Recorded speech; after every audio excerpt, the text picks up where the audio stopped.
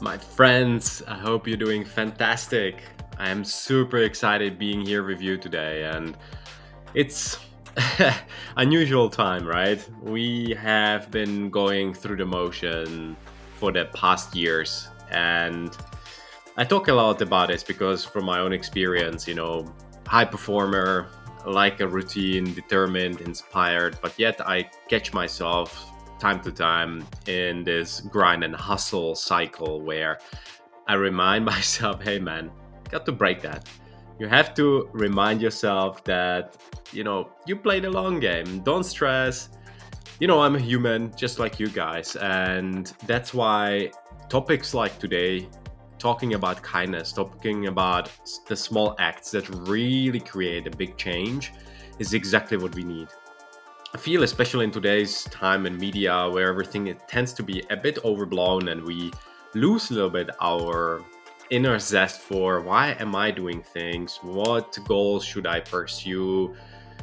I think there is no right or wrong. It's just generally what inspires you every day and what gets you out of the bed every day. And for some, it's business, right?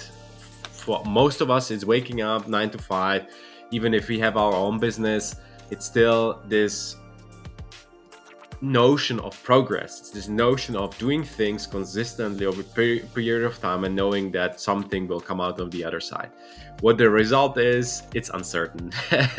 We know all the saying that, success is not guaranteed, but failure is. And I think I've lived it more than not. I grew up on, farm, had to wake up very early, didn't really like my life. It was a village full of violence and bullying and people who were unhappy how they lived their life, yet we tried to do something. I tried to do something with my life and get through my middle school, or basic school, middle school, and then kind of built my life. And from there I realized, even already on the way, I realized, even if you're aiming on these huge competitions and you want to win in life, it will not happen immediately as you always wish. And that gives you actually two responses. Usually the one is anxiety, because you're like, oh man, why am I even trying? And the second is a little bit of peace, because if you're like me, you know that with time and experience, things actually don't pan out immediately as you want, and usually don't pan out as you exactly want. And that reminds you that you have to be patient with yourself. And one thing that also today, talking about kindness, I couldn't begin today's discussion if I wouldn't talk about kindness to ourselves. And this is not a airy fairy episode, but it's really about having all the tools to make you as effective leader as possible. And for me, being effective leader meant in my life being kinder to myself. In the jobs I had, the teams I built, or the startups that I tried to bring to life, often I just had to work long hours, just like you. If you try to bring a project to life, you wake up early, go sleep late, rinse and repeat. And in between, you have to face your own internal fears, but a lot of no's on the go as you build partnerships, as you get feedback from the team on your leadership style, or as you give feedback to yourself because you maybe are too tired and don't wake up exactly on the time you promised to yourself, and you realize that's life. But however, we keep building these scars, as I call them, and going through the fog or whatever you call it in life, through this grind and hustle, and reminding yourself, hey, it's actually okay to be kind to yourself. It's actually the superpower, if you will, if you transform it in a way that you say, Ben, we have a long time to go and I don't know how things will turn out, but what I will do now is I will enjoy the ride. I will have fun. And the word fun, if you're actually, there will be two things I will show you, but if you look at the upper left corner in my kind of side, it seems like I'm showing you the right, but because we are mirrored, there is the QR code. Scan it, and I'm launching actually a weekly newsletter where I talk about these topics, where I'm reflecting on my own journey as a high performer, and have discussions with people. I lead different groups and I try to blend it all together. And because I feel, the discussions that I have, that this positivity is needed. And so remember, be kind to yourself, and this will remind you to be kinder to yourself. The second thing I want to give you guys as well related to this is this Mr. Positive app that I actually launched, or at least launched so far on iPhone. So you can get it in the Apple Store. In the Google Store, I'm still working on it. My apologies, it just takes a little bit longer than I would like. But if you want to be an optimist again, just like we all try to be, then join me on the journey. It's still in progress. Please be mindful. There might be some features that I'm still trying to roll out, and like calendar, and hopefully in the future, but that's again still in development, some type of journaling thing. But for now, I'm trying to roll out the program, some videos there, like the Resident Optimist, so you can actually get everything and learn on the go and get some reminders. So that's just off the bat, but it's also part of the curriculum for you to be kinder to yourself. And I started this session with the fact that kindness is power, and if you're living in the West, often that's not how it's perceived. It's often perceived as weakness, just because we tend to value power, money, and fame, and we think that people who got to the top usually did it in a way that maybe wasn't exactly as visible and as productive as it wouldn't be. I hope, by the way, the sound is good, because I was playing with the mic a little bit, and it seems like the mic was a little bit positioned not in the right way. So hopefully you guys can hear me really well, better, or at least better now. So as telling you before, being kind to myself, my initial reaction would be, be angry and, oh, the mic is now far, and maybe they missed some part of the discussion, an important note. So please, if the volume was a little bit lower, please upper it up a little bit, and let's continue the ride. So as I said, being kind and generous to yourself is really important. And I feel the first thing that I want to give you, and as I try to spice it up every time, or at least make it easier for you to memorize. So the first thing I want to give you is magic. And why the heck should you care about magic?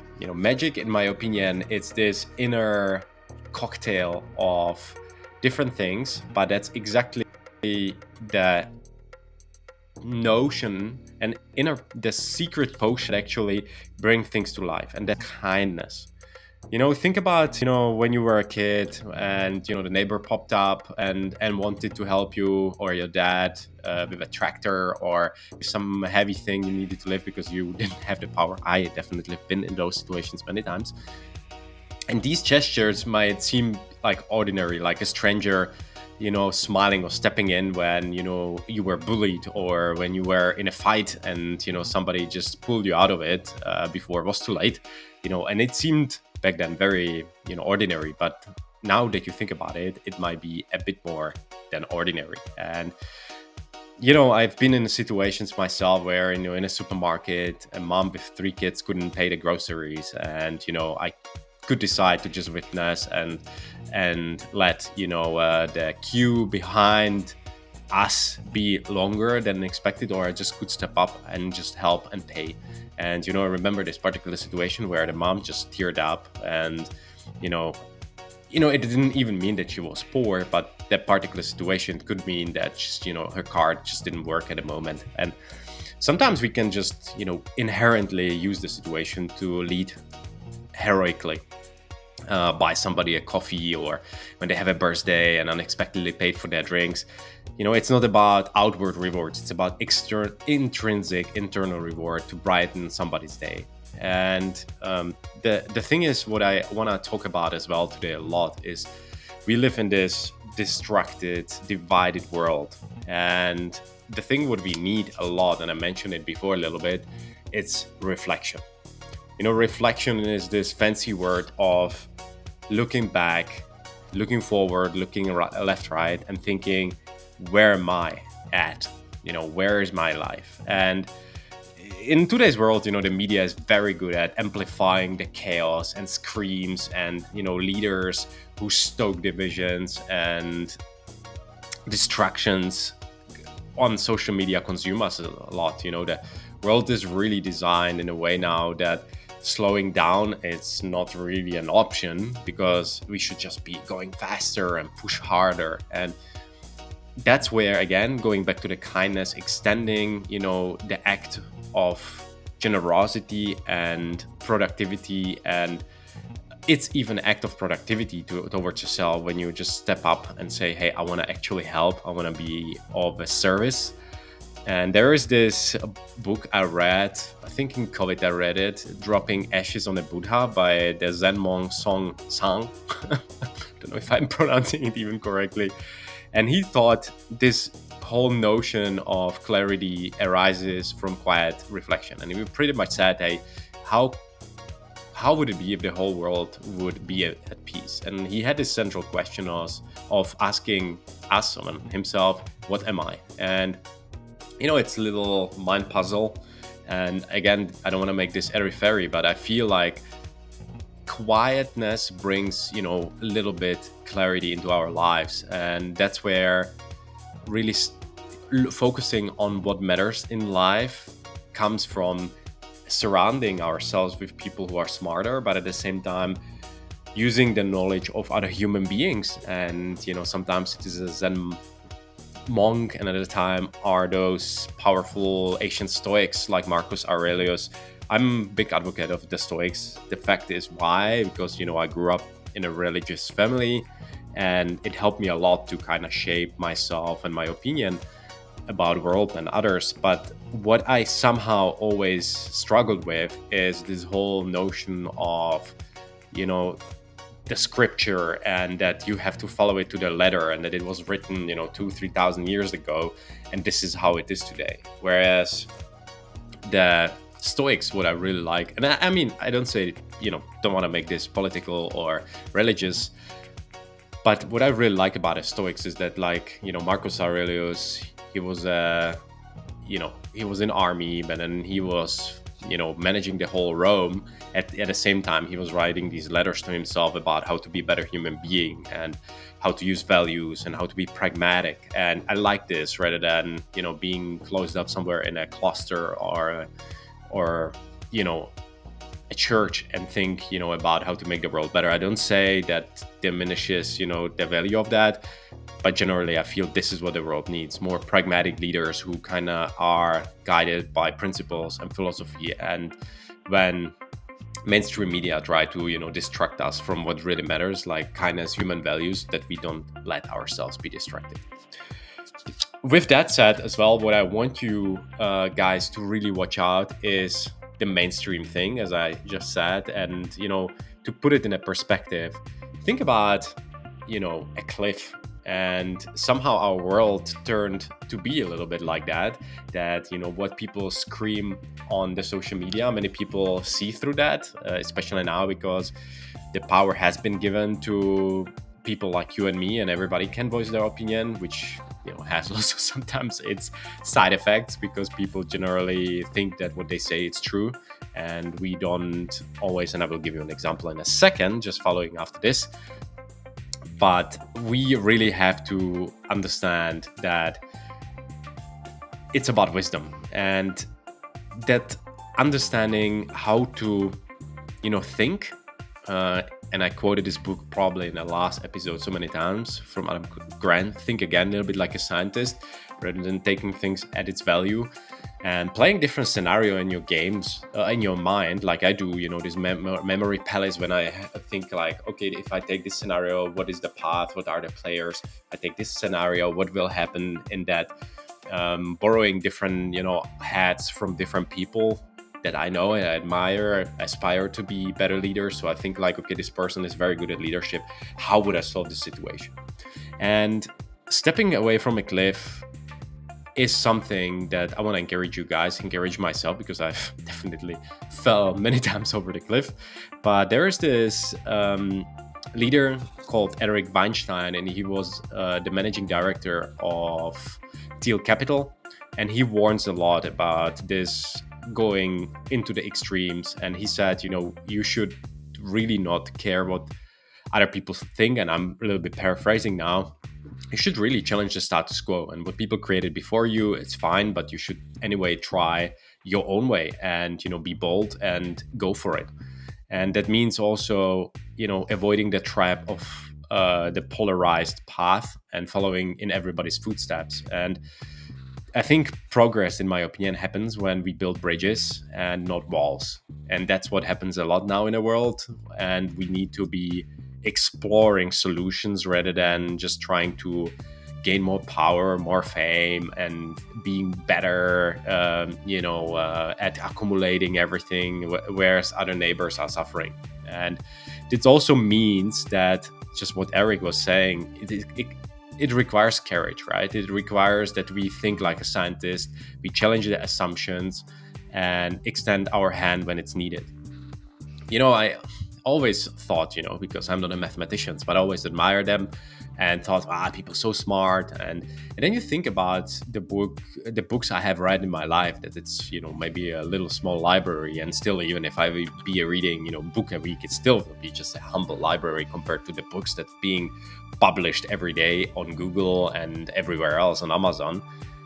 But that shouldn't take away from the fact that we can really be smarter and wiser, especially, and we should be striving to do that. And going back to the example of mathematicians, I feel in our days and times and society, we feel that, if you're particular, if you're mathematicians, if you're psychologists, that you're super smart, or if you're a certain profession, that you're better than other human beings. But being a little bit of a generalist, I feel, has its power in today's time. So you can borrow these acronyms, you can test different things like, Darwin, studying different species, and understanding that, things are not so straightforward path. And that's also how, being vocal about certain opinions, you have, I guess, if you are wise, you will not do that, because you will be more careful, because you will be aware that, there are many blind spots we all have. And talking about the blind spots, and the story that I wanted to come back to is the story of the elephant. Maybe you've heard this before, but it's quite interesting. It's about, these four men who are blind, and they try to establish, what the elephant is. And, there are, one touches the trunk, another the tail, the third one is touching the leg, and the last one the tusk. And each describes the elephant in its own unique way, and all think that they are right. So the one who holds the leg said, "This is the elephant is the leg," and the other one is holding, the husk, and says, "This is the elephant is powerful like the husk." And the one is like, "Ooh, this is the leg." And again, mind you, this is maybe sounds really funny, but imagine you're blind and you really have never seen an elephant before, and then you need to establish, and maybe nobody ever actually told you as well, what such elephant looks like. And to put it in a perspective, I feel that today's world is exactly like, if you think the world is an elephant, and we are all blind, and we're trying to make a sense of what's happening. And this is exactly why the world could be divided. Again, this is my humble, little science experiment, and I'm playing a lot of these experiments, if you will. But I feel that this is exactly why the world is in the shape it is, just because we all think we have the truth, and we are smart mathematician, we are smart psychologists, we are smart politician, we are smart businessman, and we have the right, just because we have 20, 30 years of experience and can say what the world is about. And again, I don't say I have the answer, but I feel that we all need to step back, and just like the Zen monk, Zen, was talking about peace. So that means also thinking about kindness again, thinking about how to collaborate and connect instead of divide. And that also means going back to the central theme of why we are all here on this planet Earth, and it's this whole life-changing habit, as I would say it, of helping others. if you think, as kids we learn through experiences, and we are so obsessed to kind of, to try and be bold, and everything teaches us something, right? If we like, in my family early on, was taught that helping others is actually a good thing, and that's the way how you sell, that's the way how you position yourself. And those early memories remind me also now in today's world that that's exactly still the right way to do things. That, whether that's kindness received or given, it reveals the real power of connection and reciprocity. And going back to helping somebody, we should all do it in small or big ways, whatever we see fit, find your own way. And, you know, we all talk about going to vote, talk about how we can impact the things that are happening in today's world. And I think it starts with you. It starts with me. It starts with these daily actions that we help some stranger, that we help somebody make their day, and try to elevate them, elevate, our community, our society, our connections, our communities and workplaces. And that also means what Eric Weinstein was saying, dare to be different.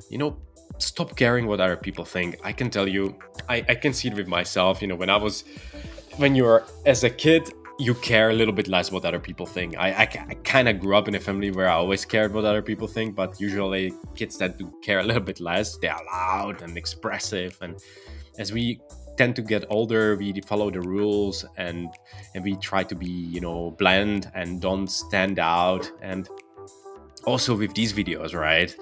As I'm, been doing this now maybe for a year or so, or maybe a little bit longer, on and off, I realized, how always, you shoot a video and you want to find that people like it, or somebody comes back and says, I needed to hear that, and that I need to be in certain ways, say things in a certain style. And as I get older, I realize, hey, actually people, and I value myself, and I talk about this in the previous episodes, be you, be authentic, care about yourself. And that means also say things in a raw and vulnerable and respectful way, so that it can help other people. And that means also understanding that the people who change the world are the boldest leaders, and they don't cling to what they know, but instead to where they want to go. And that means embracing humility and think again, just like Adam Grant, said, encouraging collaboration, setting aside our egos, making more space for innovation and connection and peace. And just to kind of wrap it up, guys, I know I threw a lot of things at you, from the magic, the elephant, and, thinking about how to, the whole notion of the cliff. And I remember, myself that, and I still remember days where I tried to order all of this and put it into perspective and practice. And that's why I want to wrap up with the fact that the world needs you guys. The world needs action, and people who are actually kind and prioritize help, and not greed and division, fear, but embracing courage, kindness, and generosity. So if it means for you, like for myself, paying for somebody's groceries, inviting somebody for lunch and paying, or just giving gifts, whatever that is, just start now. Don't wait for tomorrow. It's new year, and that means also going out and doing something that can make a difference in other people's lives. You can never imagine the ripple effect. It doesn't mean it will happen tomorrow, maybe in 1 week, 1 month, but it might happen in 1 year or 10 years. And maybe somebody will watch this in a decade. I will watch it maybe myself. And it will help me in some particular situation where I just totally forgot what I believe to be true. So remember, small things, small acts matters.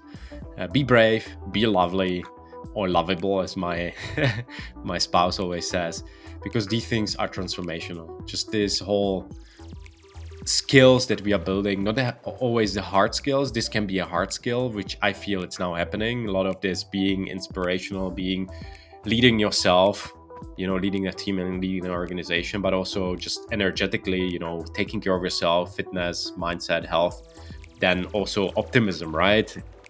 going through challenges and always seeing the bright side. And the last thing also, just resilience, inspiring resilience, really people seeing you, that how you show up day in, day out, year in, year out, decade in, decade out. And this is what I honestly care about so much for myself. Not really what other people, how they see me, but just that my life is getting better just because I am consistent with how I am, and I try to be a good human being everywhere I go. And this is, I guess, the highest acknowledgement of them all, when we see the ripple effect that other people, and had it recently, visited a wedding, met some people I've never seen before, with my spouse, and really nice. And I think another time we met somewhere with the couple, and then the couple, we attended their wedding, they said, yeah, guys, we just visited them the other day, and there was a photo of you on their fridge. And this really inspires me, when you see